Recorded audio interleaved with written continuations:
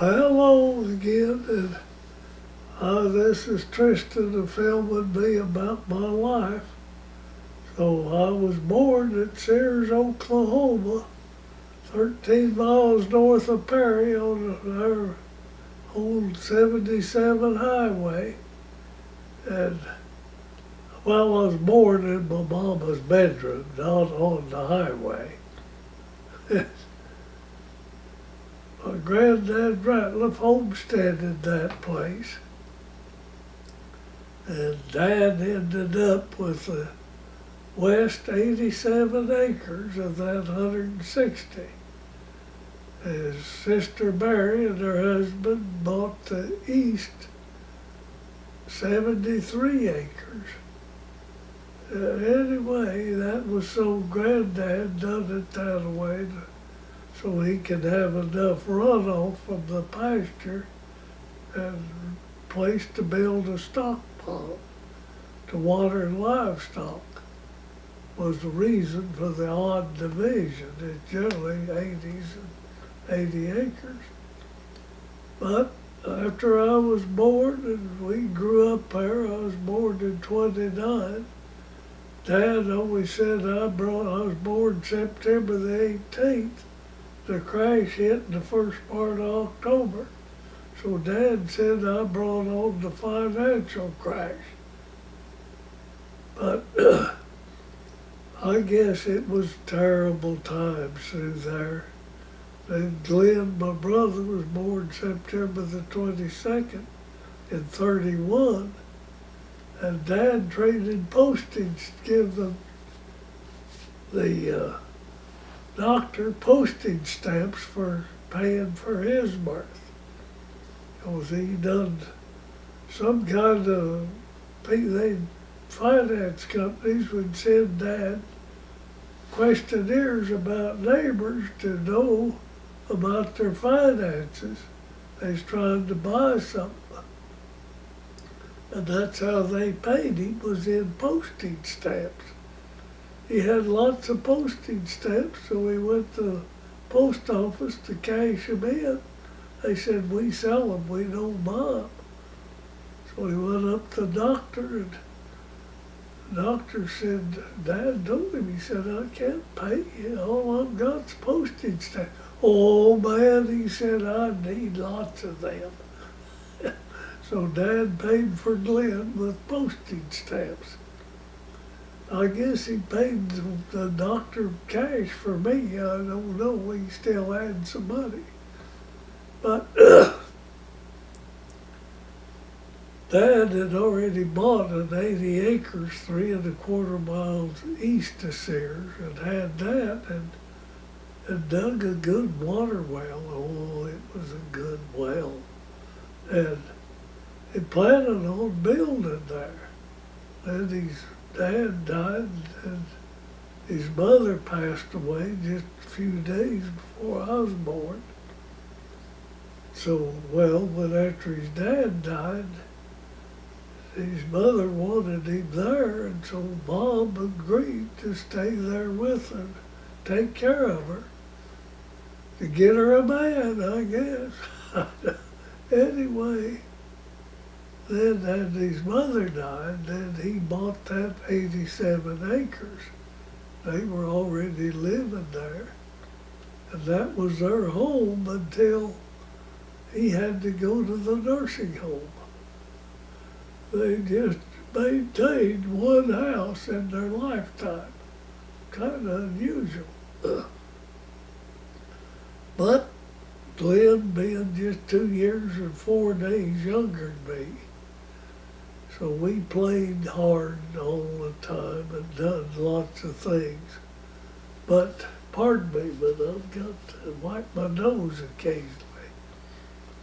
But I started to school in the fall of 35, and my times were still awful hard, Dad said. But I fell. The folks had left us with old friends of theirs that had lived at Sears. At Tonkawa, they'd moved to Tonkawa. He worked for Champlin Oil. And the folks of them had gone to Ponca for something. And the parents had all older kids. They had 3 older daughters. And they were taking care of us. They lived next to the school. And there was all merry-go-rounds and trapeze bars. And I was on the trapeze bar swinging from one to the other. Fell and went to screaming, and one of the girls run out with a pillow, picked me up on that. Just across the street was the Tonkawa Hospital. And they just got me there when the folks and the parents drove up. And Dad came on over. I don't know if Mom did or not. Laverne wasn't born yet. Well, anyway, they set my arm, and it's still crooked today. It was my right arm. And the school started in 2 or 3, must have been on Saturday. School started on Monday, I imagine. And I told Dad, I said, Dad, I can't walk to school. I've got a broken arm. Well, he said, son, I don't see any connection between that broken arm and your feet. Now walk.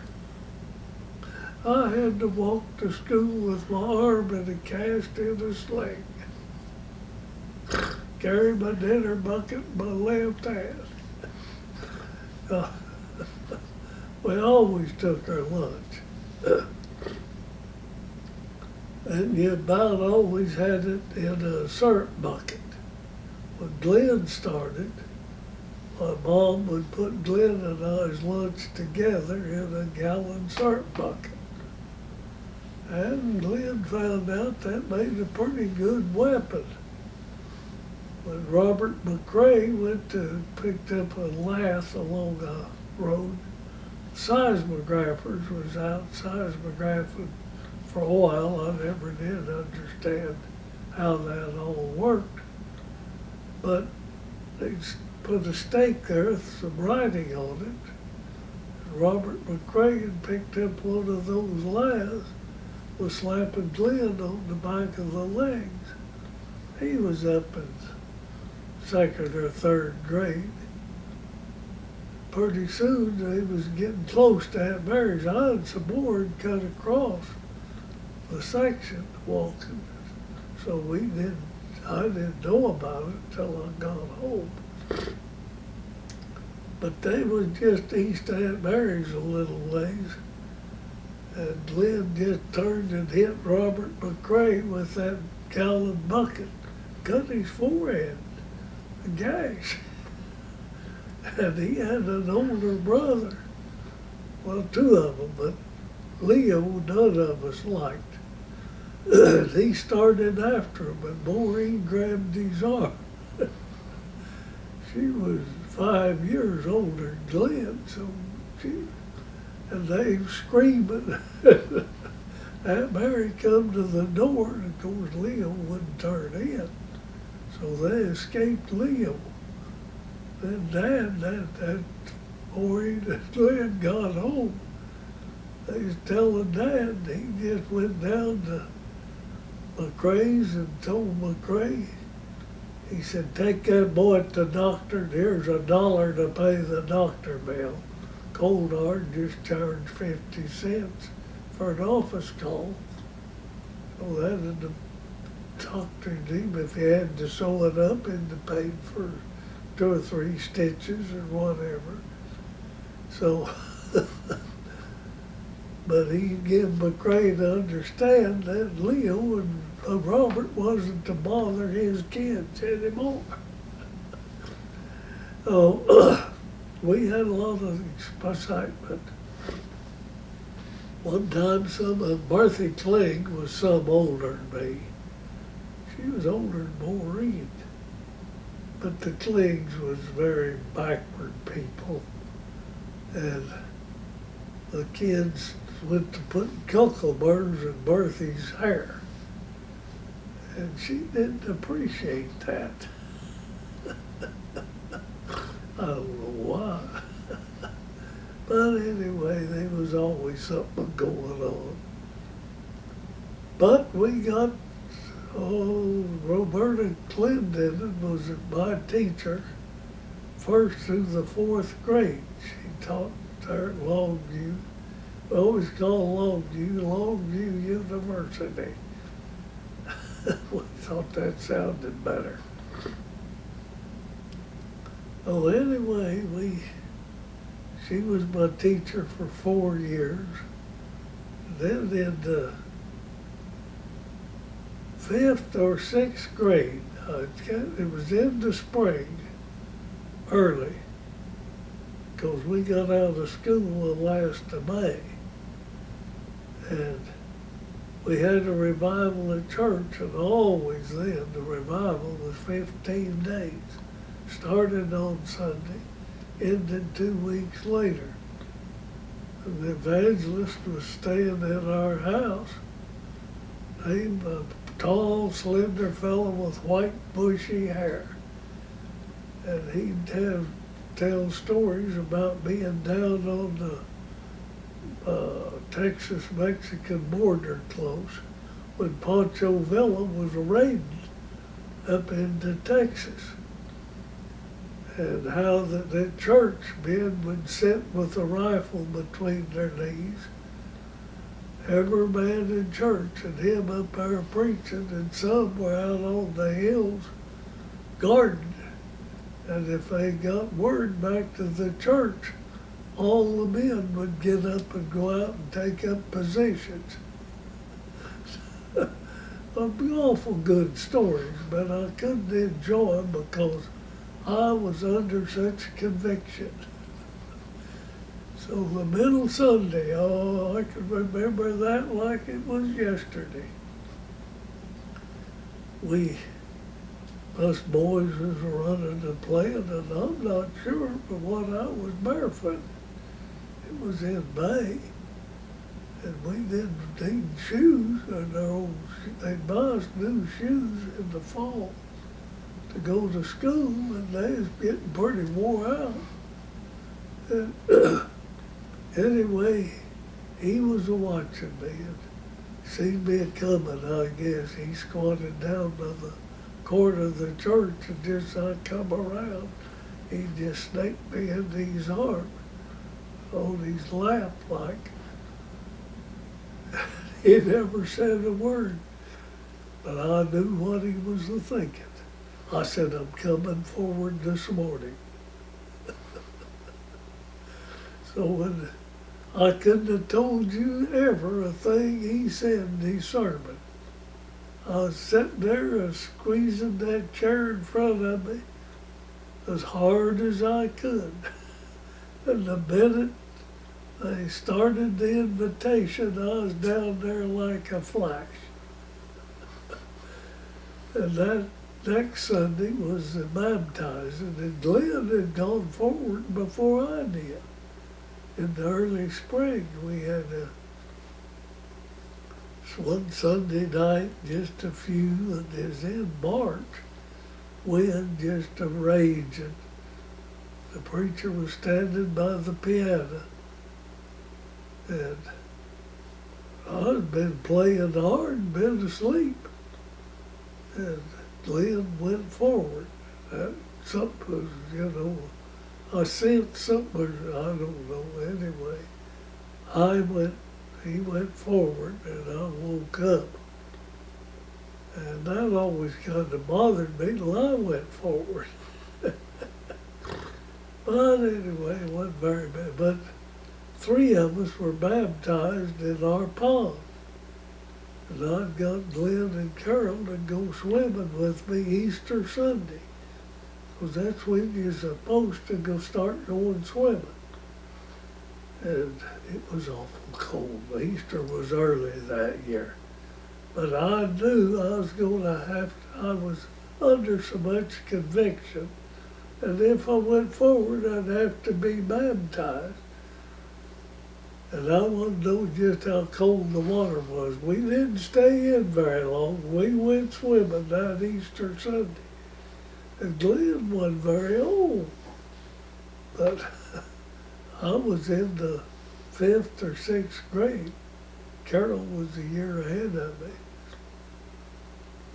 But anyway, made it through the 8th grade. Well, Beck was our teacher in the 5th and 6th grade. Then we had a tall, slender, red-headed teacher, Mr. Murdoch, for my 7th and 8th grade. And he kept discipline. If there was a piece of paper of any kind, any size on the floor, around your desk, he'd just come up behind you, get you by the ear, and put your nose on that piece of paper. You picked it up, and he set you back in your desk. You kept it pretty clean around there. And there was no nonsense at all. But Wilma Sullins lived just a half a mile east of Sears. She had an older brother, Robert, who started first grade with me. Of course, he flunked, sent back a year pretty quick. Then she had a brother, Richard, who was 2 years behind her. She was in Glen's grade. And I know when she was up 3rd or 4th grade, she had misspelled the word pie, P-I-E, on a spelling test. So the teacher had her up at the blackboard in the front of the room spelling pie. She had to spell it, well, I don't know, 25 times or something. She spelled it 2 or 3, 8 or 10 times maybe.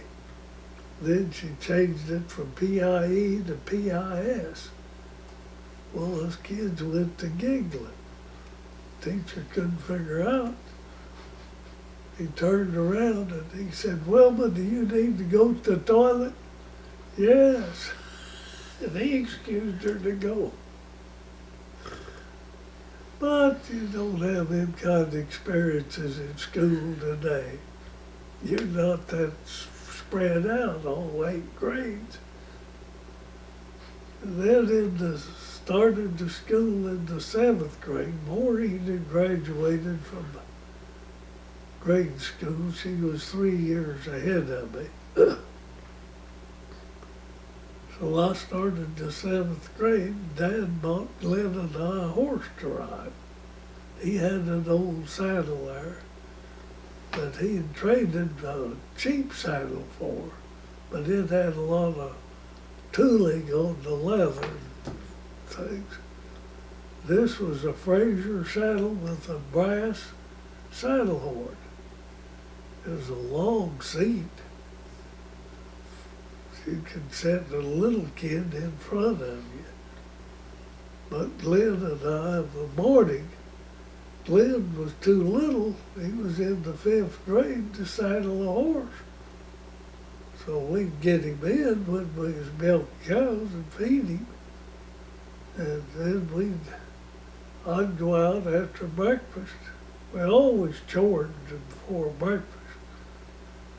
Milked several cows and had hogs to tend to, and baby calves a lot of times to feed. Anyway, then after breakfast, I'd go out, saddle old Rex. That's what we named him. And Betty named Rex her son after my horse. That's what I always said, but I demanded she just have 3 letters in the name for boys. But anyway, I'd come riding to the house in a hand loped as hard as he could go. Of course, Glen would hear me. And he'd be out with our books and our dinner bucket, that gallon syrup bucket. And he'd hand them to me and then grab my hand. And he'd jump and I'd pull, and he'd get on the back of the saddle. Of course, I had some white leather straps he'd grab hold of. And we'd got to divvy up our loads. And where Dad said, now boys, never run him over half a mile. When you run a half a mile, then you walk him a quarter of a mile. Well, the halves got kind of long and the quarters got kind of short, but we could get to school in a hurry. And then Glen would get off and I'd take him out and take his bridle off, put a halter on him, and tie him to a fence post and loosen the saddle cinch. You think I'd go out and help Glen get him bridled and tighten the cinch? No way, that was his job. He got to ride the saddle going home. He had to get the horse ready, come up to front of the school. Then I'd have her stuff and empty dinner bucket. Here we'd go to the house just like we'd come. Then Glen would ride him on the barn and unsaddle him and feed him a little and turn him out so he could get some water and what have you. But he liked that barn, I'll tell you. He liked that. Right after we got him, Dad had made a sliding latch. Well, he was just there a week or two. So old Rex figured out how to take his nose and flip that latch and shove the door open. Well, Dad said, you dad blamed old horse, I'll fool you, so he put a hook up the top. He went up there and flipped that latch and pushed, and the door didn't go open. He rubbed his nose up and down and undone that latch, and he figured out he done it. And so after that, he'd do this and do that and push it open. Dad said, well, he's that smart. He's smarter than I am. I don't know what else to do. So he had free run of the barn. If he could get in the lot, he could get in the barn. He sure liked that barn. But anyway, that took me through the 8th grade. Well, during that time, we had this roan heifer calf. We was bucking feeding all them milk cows. We was milking. We had stanchions for 10 cows we could put in there. And we milked up toward that amount.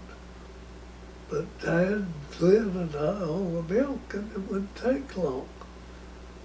And we'd have several buckets of milk to carry to the house.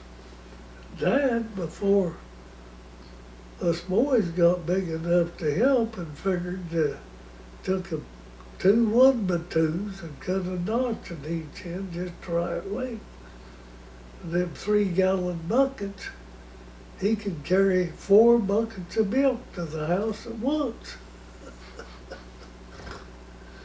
Oh, Dad was very innovative. So when I got big enough I could carry 2 buckets of milk on one side, I was really doing something. We kept them boards for years. I don't know. It's just an accomplishment. But anyway, got through high school, and then we went to high school. That was 9-month school. I dreaded that, have to go on up through May. That was terrible. But back then, school always started on Labor Day, first Monday in September. And so I didn't know hardly any of the kids.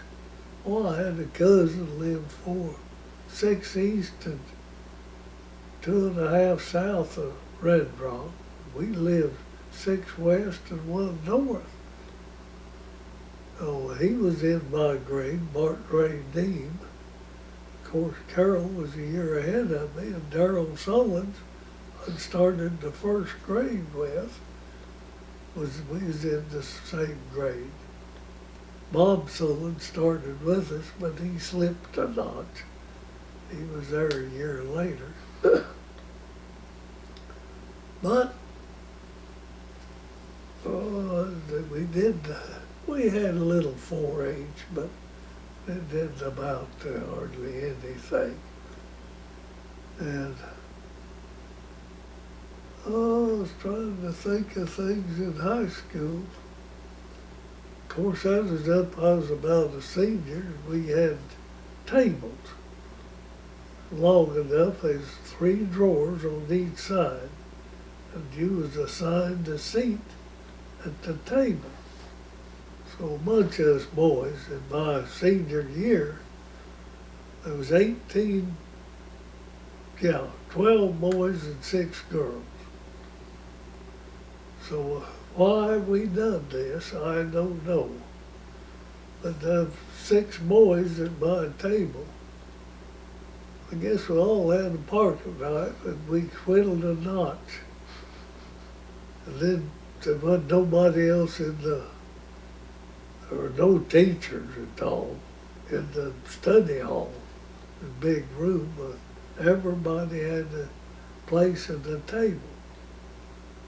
And we just pulled the drawers out, and went down, pulled the drawers out of one of the freshman tables, and traded tables with them.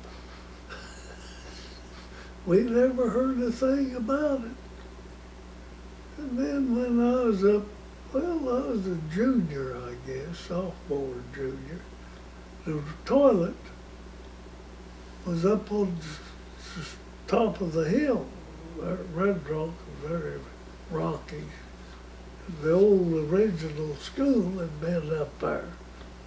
Then in 38 or 9, they started a new school, built out of rock and all one level.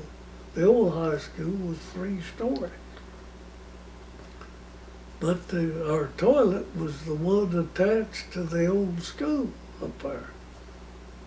So you'd go out and go up the steps to the toilet, and then the stock show was going on in the spring.